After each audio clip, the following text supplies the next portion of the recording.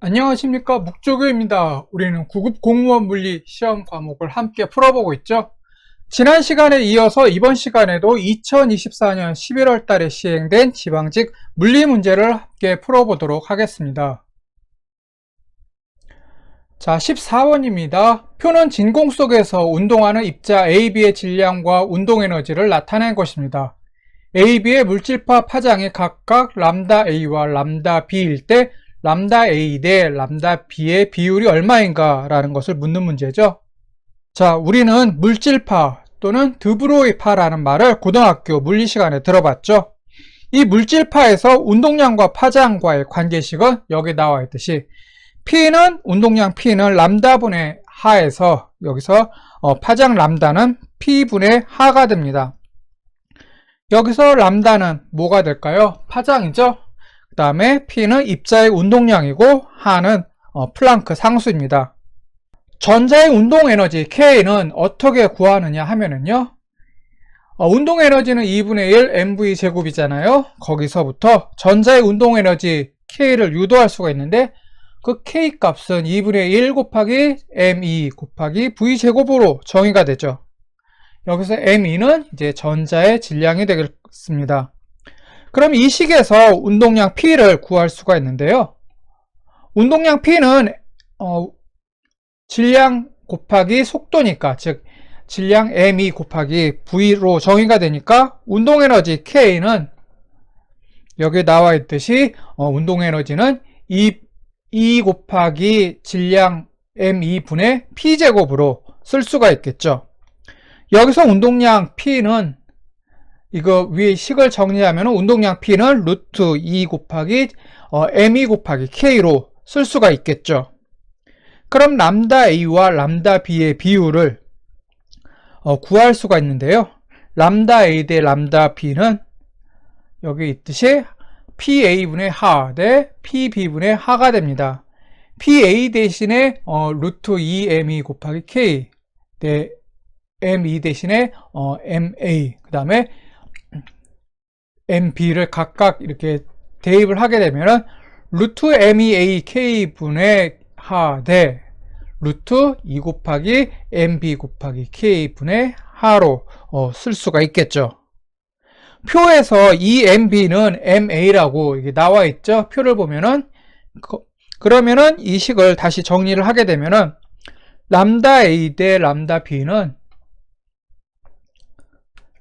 루트 4분의 1 대 루트 2분의 1이 되겠습니다. 그리고 이것을 정리하면 어떻게 되느냐? 1 대 루트 2가 되겠죠.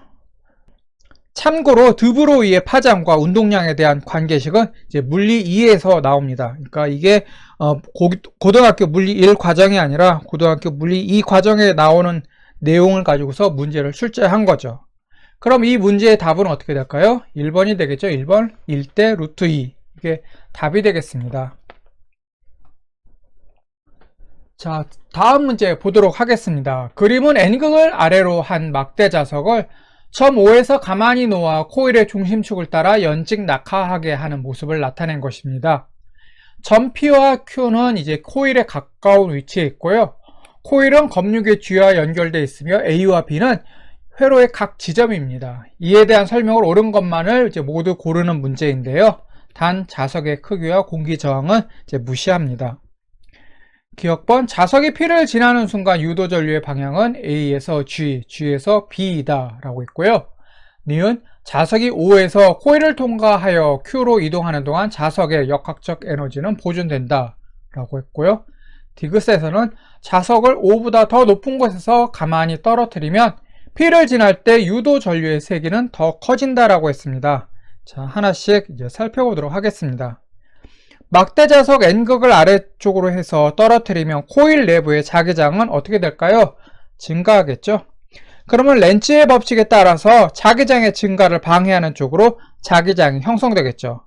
그렇게 되면은 유도 전류의 방향은 오른손 엄지를 위로 향하게 하고 나머지 네 손가락은 코일을 감아주었을 때 이 네 손가락이 가리키는 방향이 유도 전류의 방향이 될 것입니다. 자석이 P를 지나는 순간의 유도 전류 방향은 오른손 엄지를 위로 향하게 하고 나머지 손가락을 코일로 감싸주면은 유도 전류 방향은 A에서 G로 또 G에서 B로 흐른다라는 것을 우리는 확인할 수가 있겠죠. 그리고 자석이 코일을 통과하는 동안 코일 내부에 유도 전류가 발생을 하잖아요. 막대 자석의 역학적 에너지에는 이제 에너지 손실이 발생해서요. 자석의 역학적 에너지는 유도 전류로 생성하는데 일부가 소모되기 때문에 역학적 에너지는 이제 보존되지 않습니다. 그리고 자석을 5점보다 더 높은 곳에서 떨어뜨리게 되면 어떻게 될까요? 자석의 낙하 속도가 커져서 자기선속이 더 빨리 변하게 되겠죠. 그러면 유도 전류의 세기 역시 커질 겁니다. 그러면은 이제 기역, 니은, 디귿 가운데서 옳은 설명을 한 것을 고르게 되면은 기역과 디귿이 될 것이고요. 그러면 답은 이제 기역과 디귿을 고른 3번이 이제 답이 되겠습니다. 자, 16번 문제 보도록 하겠습니다. 그림은 전류가 흐르는 솔레노이드 가나를 나타낸 것으로 가문수는 각각 n과 2n이고요. 전류의 세기는 또 각각 i와 2i입니다. 점 A와 B는 균일한 자기장에 생긴 솔레노이드 내부의 점들이고 이에 대한 설명으로 옳은 것만을 모두 고르는 문제이죠. 단, 가나의 재질, 단면적 길이는 이제 모두 같다라고 되어 있습니다. 기역에서는 솔레노이드에 의한 자기장의 방향은 점 A와 점 B에서 같다라고 했고요. 니은에서는 솔레노이드에 의한 자기장의 세기는 점 B에서 점 A의 4배라고 했습니다. 디귿번에서는 솔레노이드 외부에는 막대 자석이 만드는 자기장과 비슷한 모양의 자기장이 형성된다라고 했는데 어떤 게 옳은 설명인지 이제 따져보도록 하겠습니다. 전류가 흐르는 방향으로 내 손가락으로 솔레노이드를 움켜쥐면은 어떻게 될까요? 엄지손가락이 가리키는 방향이 자기장의 방향이 되겠죠. 솔레노이드에 의한 자기장의 방향은 점 A와 점 B에서 서로 반대가 됩니다. 전류가 흐르는 방향으로 솔레노이드를 움켜쥐면은 가에서는 자기장 방향이 오른쪽이 되겠고요. 나에서는 자기장의 방향이 왼쪽으로 서로 반대가 되거든요. 근데 기역번 설명에서는 솔레노이드에 의한 자기장의 방향은 점 A와 점 B에서 서로 같다라고 했는데 이것은 옳지 않는 설명이 되겠네요. 앙페르의 법칙 아시죠? 앙페르의 법칙은 식으로 나타내면 자기장 B는 비례상수 K 곱하기 R분의 I라고 이제 공부하셨죠? 솔레노이드에 의한 자기장은 어떻게 구하느냐? 자기장 B는 K2' 곱하기 N 곱하기 I가 됩니다. 그래서 여기서 B는 자기장이고 K2' 이거 역시 비례상수인데 K는 이제 직선 도선일 경우에 이제 비례상수 값이 되고 K'은 원형 도선일 경우 그 다음에 K2'은 솔레노이드에서의 비례상수 값이 될 것입니다. 솔레노이드에서 자기장 B의 값은 여기 나와 있듯이 K2' 곱하기 N 곱하기 I가 되고요. 가의 자기장 세기는 얼마가 되느냐? 이 공식에다 대입하게 되면은 가에서의 자기장 세기는 K2' 곱하기 N 곱하기 I가 되겠고 N이 뭐냐면은 소문자 N은 이제 단위 길이당 코일 가문수거든요. 근데 문제에 주어진 N 값은 전체 가문수잖아요. 그래서 단위 길이당 가문수로 이걸 바꿔줘야 되겠죠. 그러면 자기장 B 가는 길이 솔레노이드의 길이 L분의 K2' 곱하기 가문수 N 곱하기 전류 I가 되겠고 자기장 B는 나에서의 자기장 B 값은 K2' 곱하기 N 곱하기 I에서 N은 이제 가문수 2N을 이제 길이 L로 나눠주는 값이니까 L분의 2N입니다. 그러면 K2' 곱하기 L분의 2N 곱하기 전류는 2I라고 했죠. 그래서 2I를 대입해 주면 되겠죠.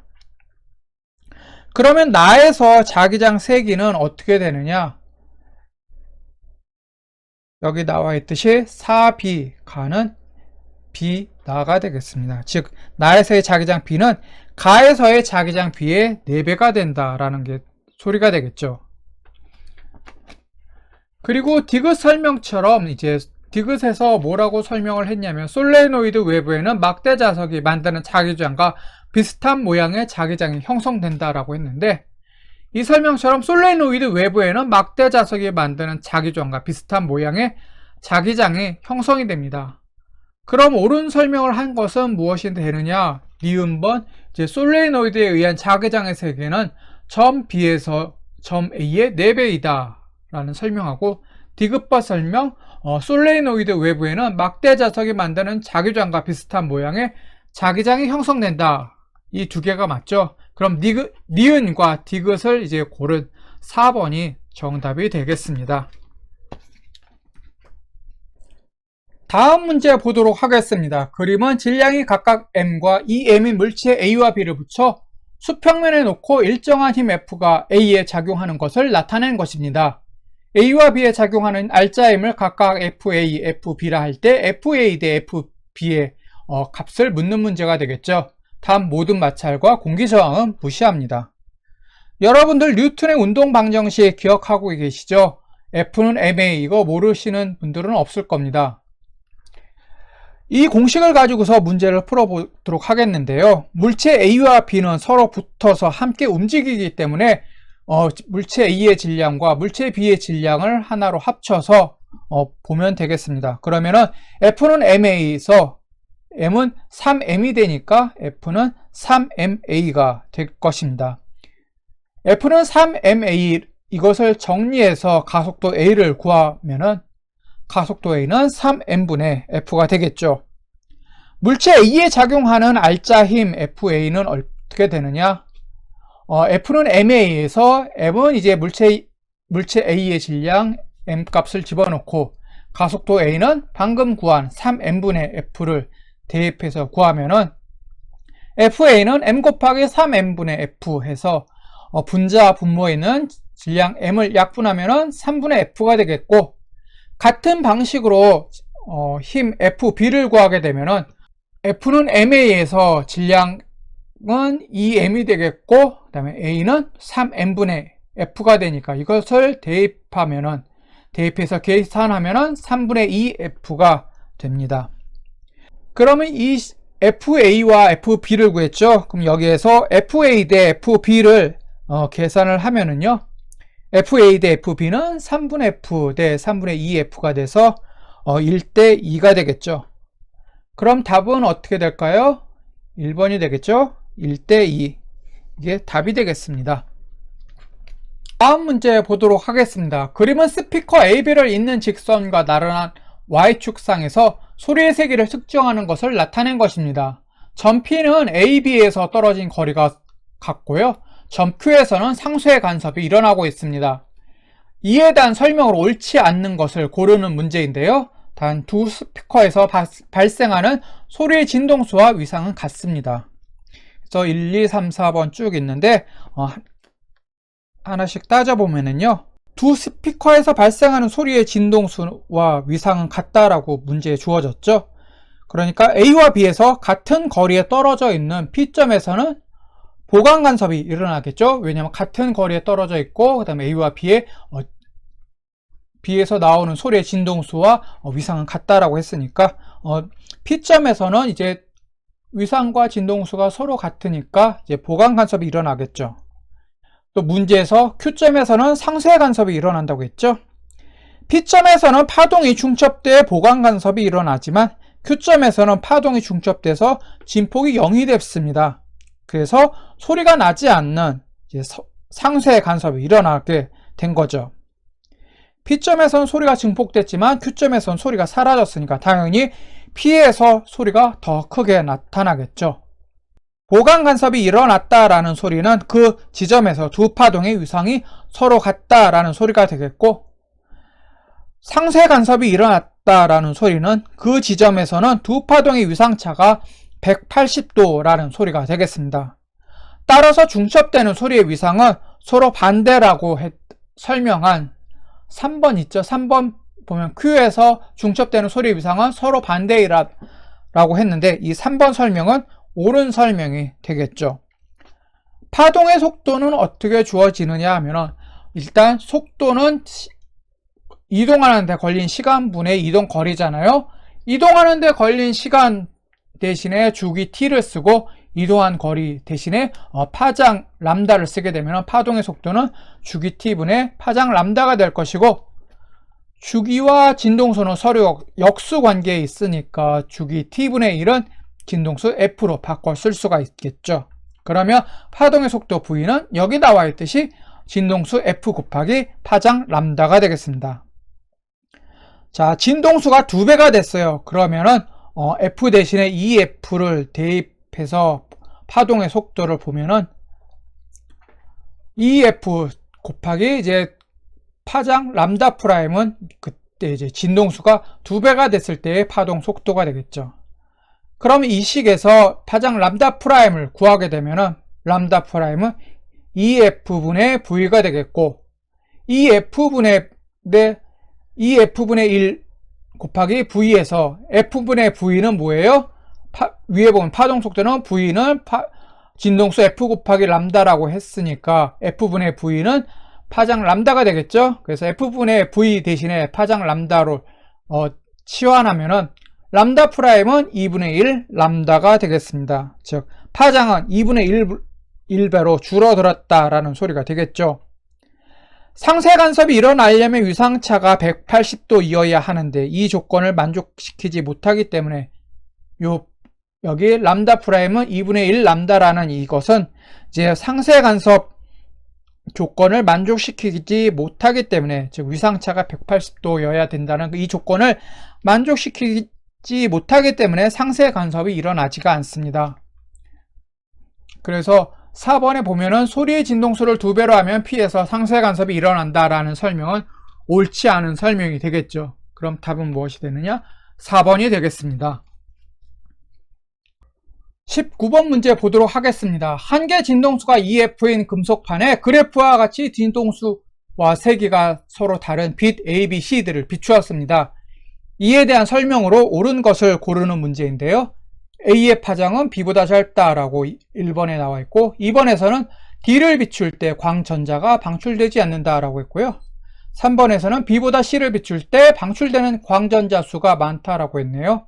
4번에서는 B보다 C를 비출 때 방출되는 광전자의 최대 운동 에너지가 크다라고 했는데 어떤 게 옳은 설명인지 하나씩 따져보도록 하겠습니다. 한 개 진동수가 EF라는 소리는 진동수 EF 이하의 빛을 비추게 되면 광전자가 방출되지 않는다라는 소리가 되겠죠. 그럼 빛 A를 비추게 되면 광전자가 방출될까요? 어떻게 될까요? 빛 A의 진동수는 그래프를 보면 F라고 되어 있으니까 광전자가 방출되지 않을 겁니다.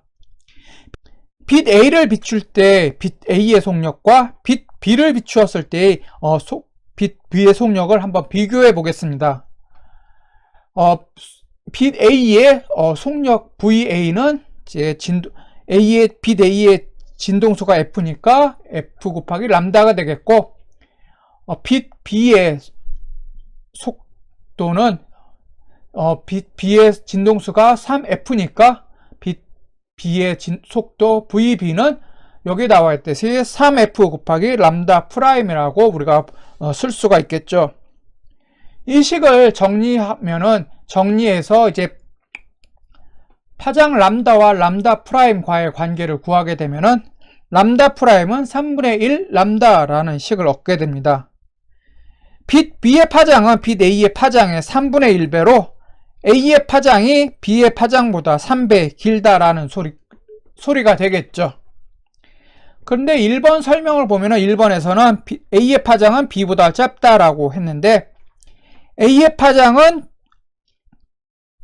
B의 파장보다 오히려 3배 길죠. 이 식을 보면은요. 그러면 1번 설명은 이제 잘못된 설명이 될 것입니다. 빛 D를 볼게요. 빛 D의 진동수는 OF라고 이제 주어져 있죠. 그래프를 보면은. 근데 한 개 진동수가 EF라고 했으니까 빛 D의 진동수는 한 개 진동수 EF보다 크다라는 것을 우리는 확인할 수가 있겠죠. 빛의 세기는 I로 빛 A와 함께 가장 약하지만 그래프를 보면은 빛 D의 세기는 I로 굉장히 약하죠.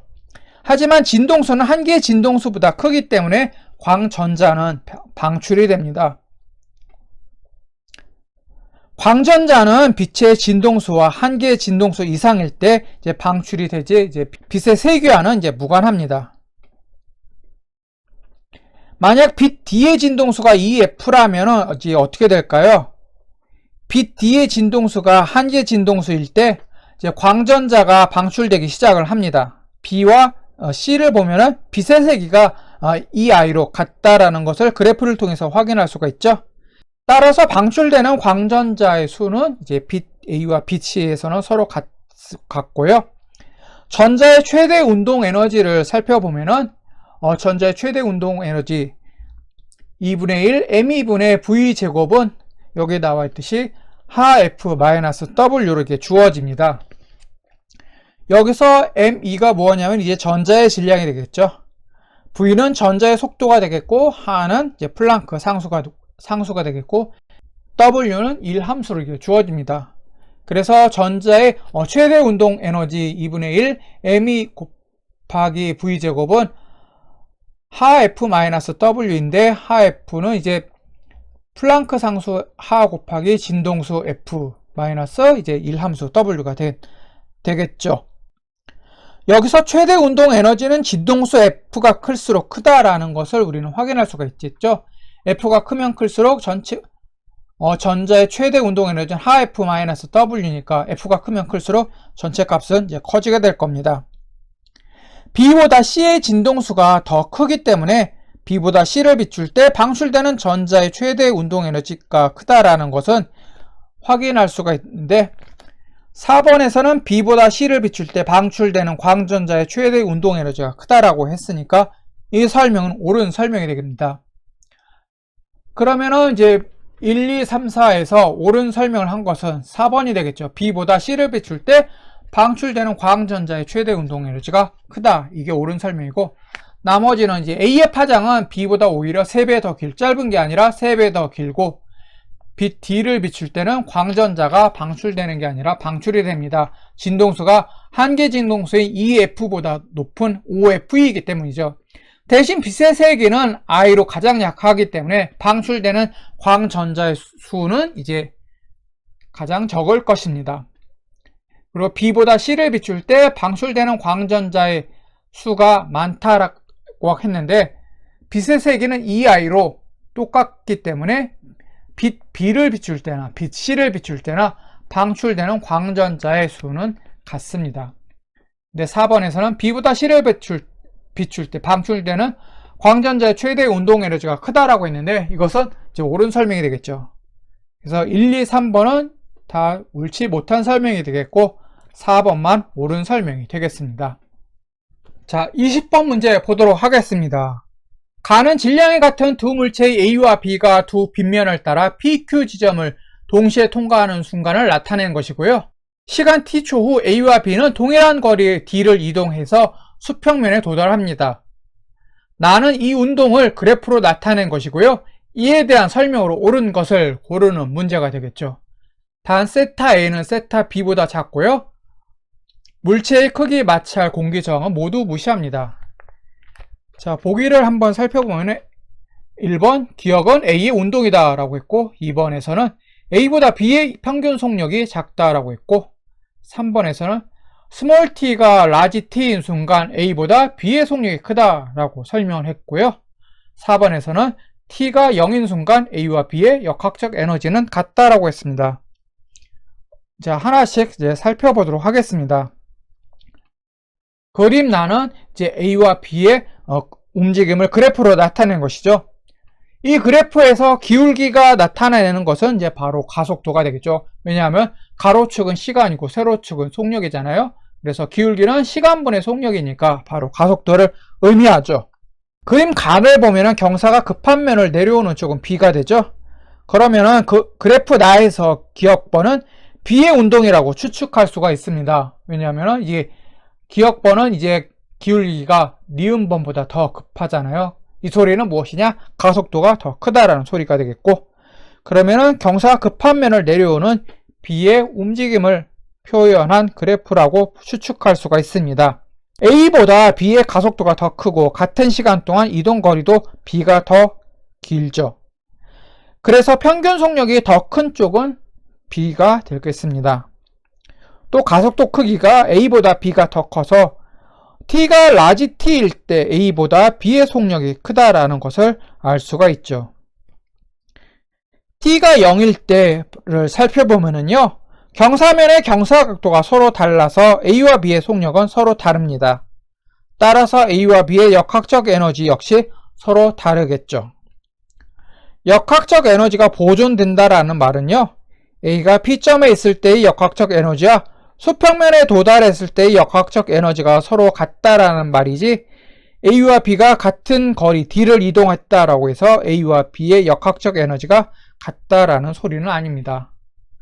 그러면은 여기서 옳은 설명을 한 것은 1번 기억은 A의 운동이 있다. 2번 A보다 B의 평균 속력이 작다. 3번 T = 라지 T인 순간 A보다 B의 속력이 크다. 4번 T가 0인 순간 A와 B의 역학적 에너지는 서로 같다. 여기에서 옳은 설명을 한 것은 3번이 되겠죠. T가 라지 T인 순간 A보다 B의 속력이 크다. 이것은 옳은 설명이고요.